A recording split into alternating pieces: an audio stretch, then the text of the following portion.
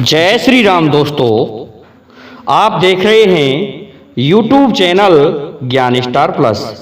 तो दोस्तों, आज हम आपको माता सीता की चूड़ामणि का रहस्य समझाएंगे। चूड़ामणि माता सीता जी ने हनुमान जी को चिन्ह के रूप में क्यों दी थी, इसका क्या कारण था।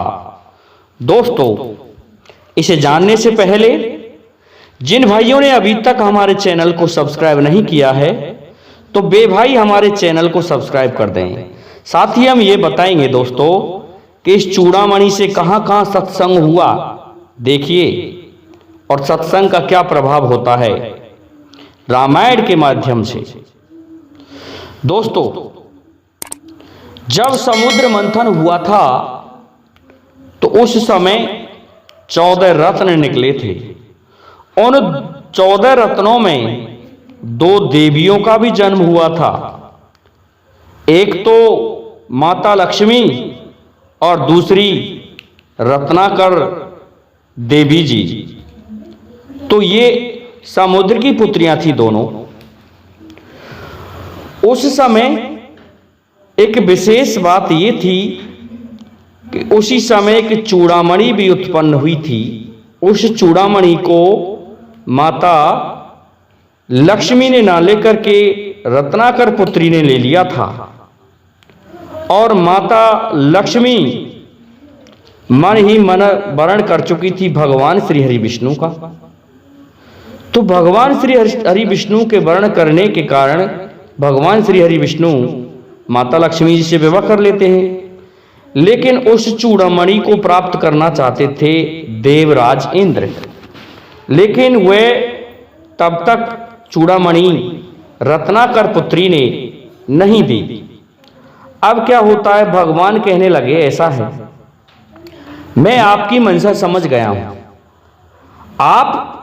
मैं जब जब कल्कि के अवतार में पैदा होऊंगा उस समय मैं आपको इस पृथ्वी के भार हरण के लिए मेरे साथ ले लूंगा। तब तक आप वैष्णवी के रूप में, सतयुग चल रहा है अभी, सतयुग त्रेता में निवास करें द्वापर में, और कलयुग में मैं आपको मेरे साथ ले लूंगा भार हरण करने में। तो दोस्तों, प्रसन्न होकर के रत्नाकर देवी ने उन्हें वह चूड़ामणि दे दी। तो भगवान श्री हरि विष्णु प्रसन्न होते हैं और उस चूड़ामणि को देवराज इंद्र के लिए भेंट में दे देते हैं। अब क्या होता है, एक संबासुर नाम का राक्षस हुआ था दोस्तों। उस संबासुर नामक राक्षस ने स्वर्ग पर चढ़ाई कर दी और इंद्र ने वह चूड़ामणि देवी सची के लिए भेंट कर दी। उनके जूड़े में लगने लगी। तो क्या होता है, सभी देवता संबासुर के कारण भाग गए थे, छुप गए थे। संबासुर से प्राण बचाने के लिए त्रेता युग उस समय आ चुका था और उसका अंतिम चरण चल रहा था। तो महाराज दशरथ के पास में इंद्र आते हैं और इंद्र कहता है कि ऐसा है, तुम मेरी युद्ध में सहायता करो। तो माता कैकेयी और महाराज दशरथ दोनों उस युद्ध में जाते हैं और उस युद्ध में संबासुर महाराज दशरथ के हाथों मारा जाता है। इससे देवराज ने प्रसन्न होकर के महारानी कैकेयी के लिए वह चूड़ामणि दी थी जो कि समुद्र में उत्पन्न हुई थी। दिव्य चूड़ामणि थी दोस्तों।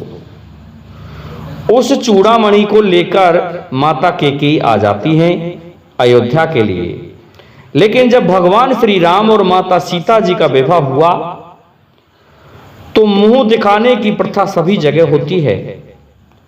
मुंह दिखावे में सबसे पहले माता कैकेयी ने देखा मां सीता का मुंह, तो वह चूड़ामणि जो दिव्य थी वह चूड़ामणि माता सीता के लिए दी थी। जब इंद्र ने इस चूड़ामणि को दिया था तो यह कहा था कि जब तक ये चूड़ामणि जिस किसी स्त्री के जूड़े में रहेगी और वह स्त्री जिस किसी भी राज्य में रहेगी उस राज्य पर कोई जीत प्राप्त नहीं कर सकता है। तो दोस्तों इस प्रकार से वह चूड़ामणि मां सीता को भेंट में प्राप्त हुई थी।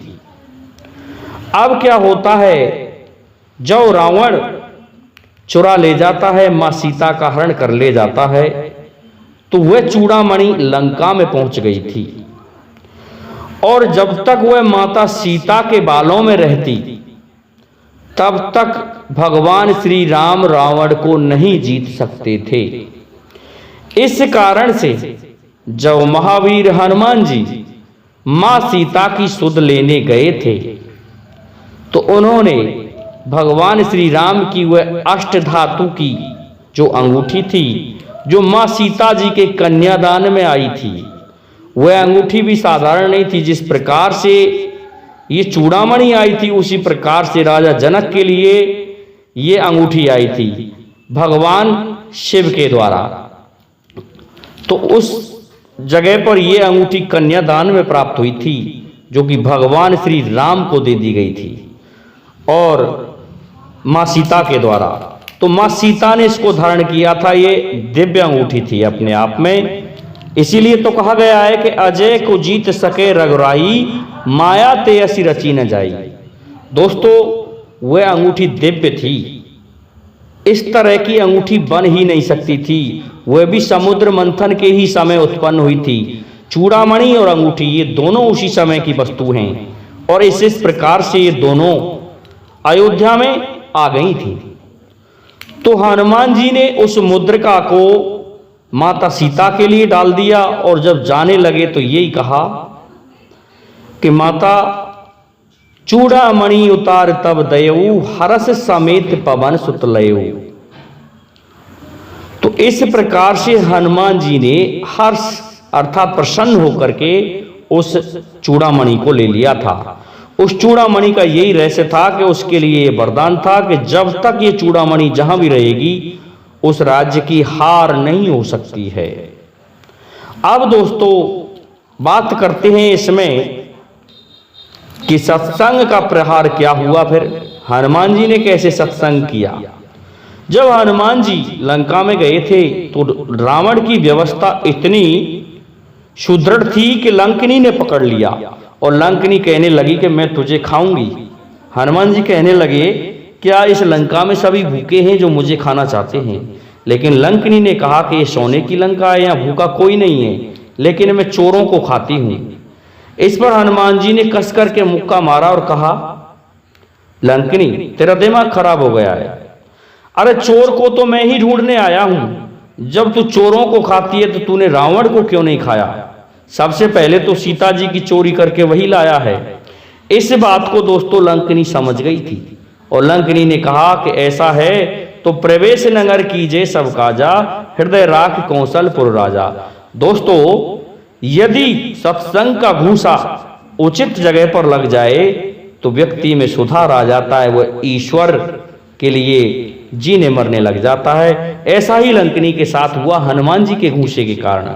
लेकिन जब हनुमान जी ने दूसरी जगह सत्संग किया, दोस्तों सत्संग एक घूसा है और वह ठीक स्थान पर लगना चाहिए। हनुमान जी ने जब रावण को एक घूसा मारा था तो रावण मूर्छित हो गया और जाग करके हनुमान जी की प्रशंसा करने लगा। तो हनुमान जी ने अपने माथे को पकड़ लिया और कहा कि तुम माथा पकड़ रहे हो, मैं तुम्हारी प्रशंसा कर रहा हूं। लेकिन क्या कहा हनुमान जी ने कि ऐसा है इसीलिए तो पकड़ रहा हूं कि तू मेरे घूंसे के कारण जीवित रह गया, तुझे मर जाना था, क्योंकि फिर भी तेरे अंदर मोह रह गया और नहीं तो तू सुधर जाता। मेरे घूंसे के कारण, मेरे सत्संग का जो घूंसा है ये, इसके कारण लंकनी सुधर गई थी, लेकिन तू नहीं सुधरा रावण। तो दोस्तों इस प्रकार से ये चूड़ामणि का रहस्य मैंने आपको बताया है, साथ में अंगूठी का भी रहस्य बताया है। ये कमेंट हमसे अभी अभी पूछा भी गया है, इसलिए हम आपको ये बताना चाहते थे। आज के लिए इतना ही काफी है। जय हिंद, जय भारत, जय जय श्री राधे, जय जय श्री राम।